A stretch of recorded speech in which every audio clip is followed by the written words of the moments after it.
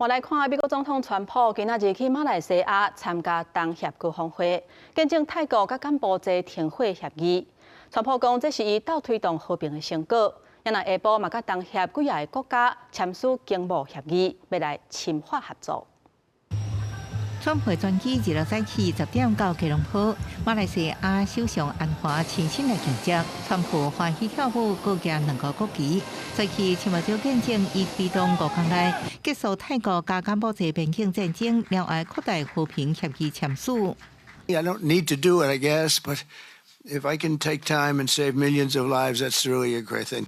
泰柬边境长期存在争议，今年7月爆发军事冲突，造成至少43人死亡，数十万人有路无处。川普用关税威胁双方赶紧停火。柬埔寨总理洪马内就提名川普参选诺贝尔和平奖，不过实际上双方边境谈判依然经伫遐。泰国也敢若用共同声明讲即摆签署文件，不过2国拢对从川普努力签署完成了，川普出去甲柬埔寨签署互惠贸易协议。 甲泰国签署关键矿产协议。东协国家大部分靠出口经济是川普关税重灾区，这摆川普来访问对各国拢是改善关系好机会。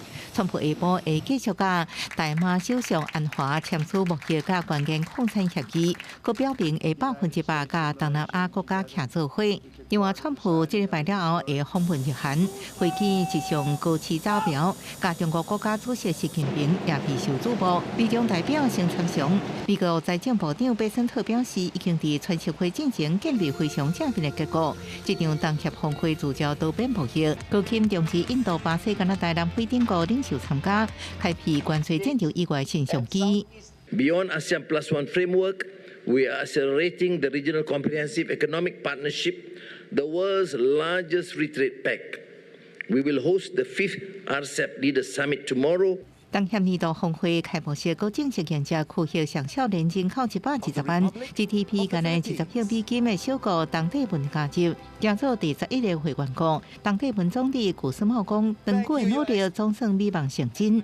公司新闻是会中朋友。